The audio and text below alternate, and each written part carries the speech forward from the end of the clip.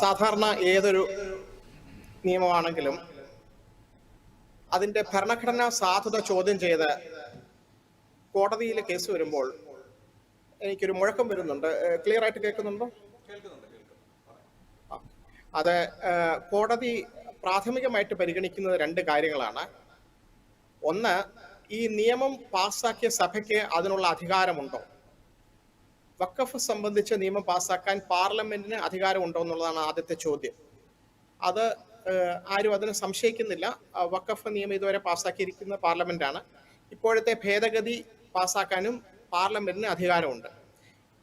രണ്ടാമത്തെ ചോദ്യം, ഈ പാസ്സാക്കിയ നിയമത്തിൽ ഏതെങ്കിലും വ്യവസ്ഥകൾ മുഴുവനായിട്ടോ അല്ലെങ്കിൽ ഭാഗികമായിട്ടോ ഭരണഘടന വാഗ്ദാനം ചെയ്തിരിക്കുന്ന ഏതെങ്കിലും മൗലികാവകാശങ്ങളുടെ ധ്വംസനമാണോ? ആ ചോദ്യത്തിന് ഹർജിക്കാരുടെ എല്ലാം വാദം ഇതിലെ പല വ്യവസ്ഥകളും മുഴുവനായും ഭരണഘടന വാഗ്ദാനം ചെയ്തിരിക്കുന്ന മൗലികാവകാശങ്ങളുടെ ധ്വംസനമാണ്. ഏറ്റവും പ്രധാനമായിട്ട് മതസ്വാതന്ത്ര്യം. മതസ്വാതന്ത്ര്യത്തെ പറ്റി ഒരാൾക്ക് മതം പ്രാക്ടീസ് ചെയ്യാനുള്ള അവകാശം ആർട്ടിക്കിൾ 25-ല്.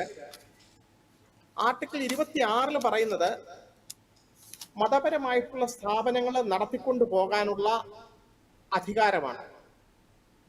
അതില് ആർട്ടിക്കിൾ 25-ൽ നിന്നുള്ള ഒരു വ്യത്യാസം ബാക്കി മൗലികാവകാശങ്ങൾക്ക് വിധേയമല്ല ആർട്ടിക്കിൾ 26 എന്നുള്ളതാണ്. പബ്ലിക് ഓർഡർ, ഹെൽത്ത്, മൊറാലിറ്റി, ഇങ്ങനെ 3 വ്യവസ്ഥകൾക്ക് വിധേയമായി റിലീജിയസ് ഇൻസ്റ്റിറ്റ്യൂഷൻസ് അല്ലെങ്കിൽ ചാരിറ്റബിൾ പർപ്പസിന് വേണ്ടിയിട്ടുള്ള സ്ഥാപനങ്ങൾ നടത്തിക്കൊണ്ടു പോകാൻ ഓരോ വിഭാഗത്തിലും പെട്ട ആളുകൾക്ക് പൂർണ്ണമായ അവകാശമുണ്ട്. അതുപോലെ പ്രോപ്പർട്ടി, അത് administer such property in accordance with law എന്നാണ് പറയുന്നത്, ആർട്ടിക്കിൾ 26 സബ് ക്ലോസ് ഡിയിൽ പറയുന്നത്. ഇതില് ആദ്യത്തെ ദിവസം ഇന്നലെ വാദം തുടങ്ങിയപ്പോൾ പറഞ്ഞത് ഈ ഒരു നിയമം എന്ന് പറയുന്നത് റീസണബിൾ ആയിരിക്കണം, പ്രപ്പോർഷനേറ്റ് ആയിരിക്കണം. പ്രപ്പോർഷനേറ്റ് എന്ന് പറഞ്ഞാൽ ആനുപാതികമായിട്ട് എത്രത്തോളം സ്റ്റേറ്റിന് ഈ നിയമങ്ങളിൽ, അതായത് ഈ സ്ഥാപനങ്ങളുടെ പുറത്ത്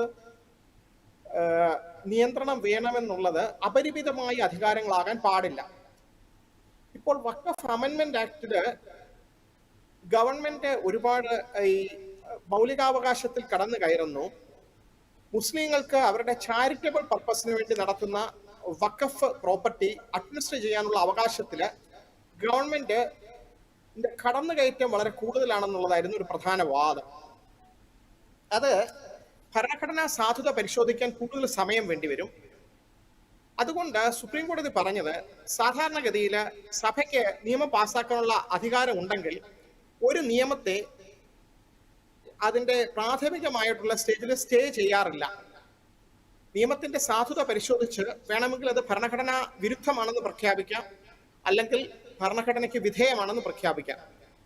ഇത് രണ്ടും സുപ്രീം കോടതി ചെയ്യും. പക്ഷെ ആ ഒരു സ്റ്റേജില് നിയമം ഭരണഘടനാ വിധേയമാണെന്നാണ് പ്രിസംഷൻ. ഇതുവരെയുള്ള എല്ലാ കേസുകളിലും അങ്ങനെയാണ് പിന്തുടർന്നു വന്നത്.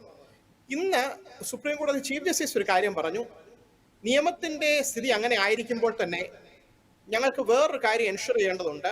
അതായത് കാലാകാലങ്ങളായിട്ട് വഖഫായി കൺസിഡർ ചെയ്യുന്ന പ്രോപ്പർട്ടി, അതിന്റെ തൽസ്ഥിതി ഈ കേസ് നടക്കുമ്പോൾ മാറാൻ പാടില്ല. പെട്ടെന്ന് വഖഫായിരിക്കുന്ന പ്രോപ്പർട്ടി ഡീനോട്ടിഫൈ ചെയ്യുകയോ ഗവൺമെന്റ് അത് ഏറ്റെടുക്കുകയോ ഇത്രയും നാൾ അനുഭവിച്ചുകൊണ്ടിരിക്കുന്ന വഖഫ് പ്രോപ്പർട്ടി എന്നുള്ള അവകാശങ്ങളെല്ലാം ഇല്ലാതാവുകയോ ചെയ്യുന്ന ഒരു സ്റ്റേജ് ഉണ്ടാകാൻ പാടില്ല. അതിന് തക്കതായിട്ടുള്ള ഉത്തരവുകൾ ആണ് സുപ്രീം കോടതി ഇന്ന് പാസ്സാക്കിയിരിക്കുന്നത്. ഒന്നുകിൽ കോടതിക്ക് അത് ഉയർത്തിപ്പിടിക്കാം, അല്ലെങ്കിൽ അത് ഭരണഘടനാ വിരുദ്ധമാണെന്ന് പ്രഖ്യാപിക്കാം. മൂന്നാമതൊരു വഴിയുള്ളത് അതിനെ നിർവചിച്ച് വ്യാഖ്യാനിച്ച് അതിന്റെ അർത്ഥം ഈ രീതിയിൽ എടുത്തു കഴിഞ്ഞാൽ അത് ഭരണഘടനാ വിരുദ്ധമാകില്ല എന്ന് നിർദ്ദേശിക്കാം. ഒരു ഉദാഹരണം പറയാം.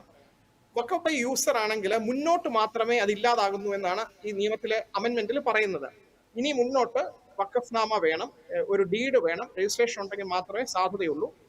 ഇനി ഉപയോഗത്തിലിരിക്കുന്നതെന്ന് പറഞ്ഞൊരു വഖഫ് പ്രോപ്പർട്ടി മുന്നോട്ട് പാടില്ല. അപ്പൊ പിന്നോട്ടുള്ളതൊന്നും പുനഃപരിശോധിക്കില്ല എന്നാണ് നിയമത്തിൽ പറയുന്നത്. ആ പിന്നോട്ടുള്ളത് പുനഃപരിശോധിക്കില്ല എന്നുള്ളതിന് 2 എക്സെപ്ഷൻ കൊടുത്തിട്ടുണ്ട്, 2 ഒഴിവുകൾ. ഒന്ന്, ഗവൺമെന്റ് പ്രോപ്പർട്ടി ആകാൻ പാടില്ല. 2, ഡിസ്പ്യൂട്ട് ഉണ്ടാകാൻ പാടില്ല. അപ്പൊ ഈ ഡിസ്പ്യൂട്ട് എന്ന് പറയുന്ന ഒരു വളരെ വേഗായിട്ടുള്ള ഒരു ടേമാണ്. ഡിസ്പ്യൂട്ട് എന്നുള്ളതിന്റെ അർത്ഥം എന്താണെന്ന് സുപ്രീം കോടതിക്ക് വ്യാഖ്യാനിക്കാം. ഉദാഹരണത്തിന് ബാബറി മസ്ജിദ് അയോധ്യ തർക്കം നിലനിന്നിരുന്നു.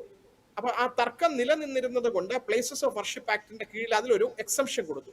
അതുപോലെ ഈ ഡിസ്പ്യൂട്ട് എന്നുള്ളതിന്റെ അർത്ഥം ഇപ്പോൾ ഏതെങ്കിലും കോടതിയിൽ നിലനിൽക്കുന്ന തർക്കം എന്നാണോ? അങ്ങനെയാണെങ്കിൽ സുപ്രീം കോടതി വ്യാഖ്യാനിക്കും, അങ്ങനെയുള്ള തർക്കങ്ങൾ കണ്ടിന്യൂ ചെയ്യും എന്ന് പറഞ്ഞിട്ട് ബാക്കി. അതുകൊണ്ട് ഈ ഒരു ഭാഗം ഭരണഘടനാ സാധുതയുള്ളതാണ് എന്ന് പറയാം. അപ്പൊ ഇത് റീഡ് ഡൗൺ ചെയ്യാന്ന് പറയാം. സെക്ഷന്റെ അർത്ഥം വ്യാഖ്യാനിച്ചിട്ട് സുപ്രീം കോടതി ആ നിർവചനത്തിലൂടെ അതിന്റെ വ്യാപ്തി കുറച്ചുകൊണ്ടുവരികയാണ്. കുറച്ചുകൊണ്ട് വന്നു കഴിഞ്ഞാൽ അതിന്റെ ഇമ്പാക്ട് കുറയുന്നു, വേറെ ആർക്കും വലിയ രീതിയിൽ പുറകോട്ട് പുനഃപരിശോധിക്കുന്ന ഒരു അവസ്ഥ വരാതിരിക്കുന്നു. അപ്പോൾ ഹർജിക്കാരുടെ പ്രശ്നം പരിഹരിക്കുന്ന പോലെയാകുന്നു. അതിനുശേഷം ഇങ്ങനെ വായിച്ചു കഴിഞ്ഞാൽ ഈ അർത്ഥത്തിൽ നമുക്കിതിനെ ഈ സെക്ഷൻ അപ്ഹോൾഡ് ചെയ്യാമെന്ന് പറയുന്നു. അങ്ങനെ ഒരു സാധ്യതയുണ്ട്. ഈ 3 സാധ്യതകളാണുള്ളത്. ഇന്ന് കോടതി പ്രൈമാ ഫേസി, അതായത് പ്രഥമ ദൃഷ്ട്യാ വേറൊരു കാര്യം കൂടി പറഞ്ഞിരുന്നു. ഒരാൾ മുസ്ലിമായിട്ട് മാറി 5 വർഷം കഴിഞ്ഞതിന് ശേഷം മാത്രമേ വഖഫ് നാമ ചെയ്യാൻ പാടുള്ളൂ എന്നൊക്കെ പറയുന്നതിന്റെ ഭരണഘടനാ സാധുത ഞങ്ങൾക്ക് സംശയമുണ്ടെന്ന് പറഞ്ഞിരുന്നു.